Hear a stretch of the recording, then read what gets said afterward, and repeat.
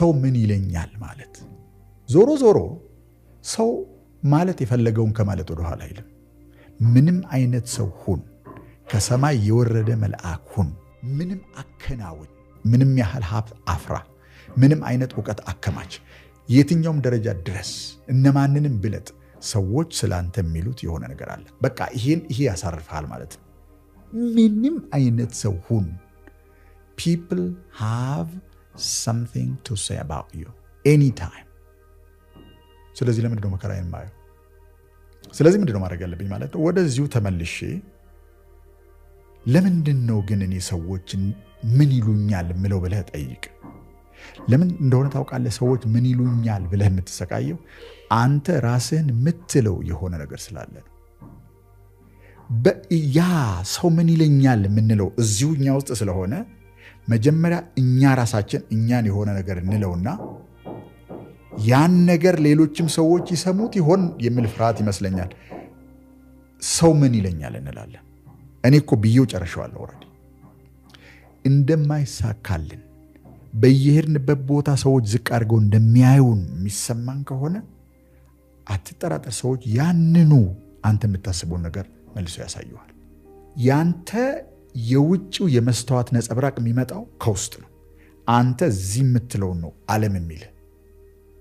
ስለዚህ መልፋት እናቆማለን ማለት ነው። ዓለም አይደለም ለካ የሚለን እኛ ነን የምንለው መጀመሪያ። ያን ማስረጃ ነው በውጭ በኩል ሰዎች ሲሉን የምናገኘው።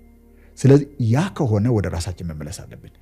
ግን ለምንድን ነው እኔ ራሴን እንደዛ ያልኩት ልትል ይሆናል።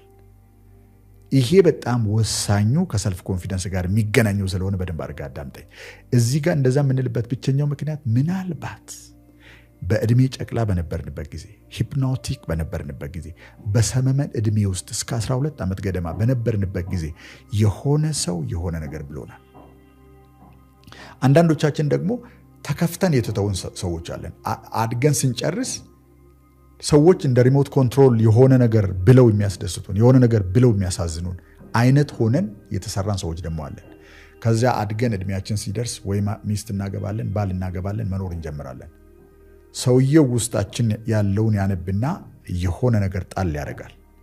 እሱ እንደ ቀላል ካፉ ከአንደበቱ ያወጣው ንግግር እኛ ውስጥ ገብቶ ወይ ያስረናል ወይ ያሳብደናል። ያንን እኛ ውስጥ ያለውን ነገር ሰምቶ እንደሚል አድርጋችሁ ግን ቁጠሩ በዛ በኩል ያለው ሰው። ስለዚህ አሁን ሰውየው ጋር ሳይሆን ምን ይለኛል የምትሉት ሰው ጋር ሳይሆን ትልቁ ችግር ያለው እኔ ራሴን ምን እለዋለሁ የሚለው ጋር ነው ችግሩ ያለው። ይህን ማስተካከል ከፈለግን ወደ ሕፃንነታችን እንመለስና ምናልባት በልጅነታችን ከሆነ ያን ነገር የምናስታውሰው፣ ካደግንም በኋላ ከሆነ ካደግን በኋላ ያሉ ሰዎችን እናስታውስና ያስቀየሙን፣ ቅሬታ እንዲሰማን ያደረጉን፣ ያስከፉን ሰዎች ካሉ ቁጭ ብለን ምን እንዳሉን እና ምን እንደተሰማን ስሜቱን በሰውነታችን ውስጥ በደንብ አድርገን እናስተናግድ። ብዙ ጊዜ ሰዎች መጥፎ ስሜት ሲሰማቸው ወይ ሶሻል ሚዲያ ላይ ይወጣሉ፣ ወይ ቴሌቪዥን ይከፍታሉ፣ ወይ የሆነ መጽሐፍ ያነባሉ፣ ወይ የሆነ ነገር ያደርጋሉ፣ ወይ ምግብ ቤት ገብተው ምግብ ይሰራሉ፣ የሆነ ነገር ያደርጋሉ። እኔ ግን የምመክርህ ወይም የምመክርሽ ወንበር ላይ ወይም ተደላድለህ የምትቀመጥበት ቦታ ላይ ቁጭ በልና ሰውነትን በደንብ አረጋጋና አይንህን ዘግተህ ትኩረትን ለመሰብሰብ ማለት ነው። ያን ጊዜ የተባልከው ነገር የተባልክበትን ኢቨንት ያን ክስተት የምታስታውሰው ከሆነ ወደ አሁን ሰዓት አምጣውና ያን ቀን የተሰማ ስሜት ሰውነት ላይ በደንብ ፊል አድርገው።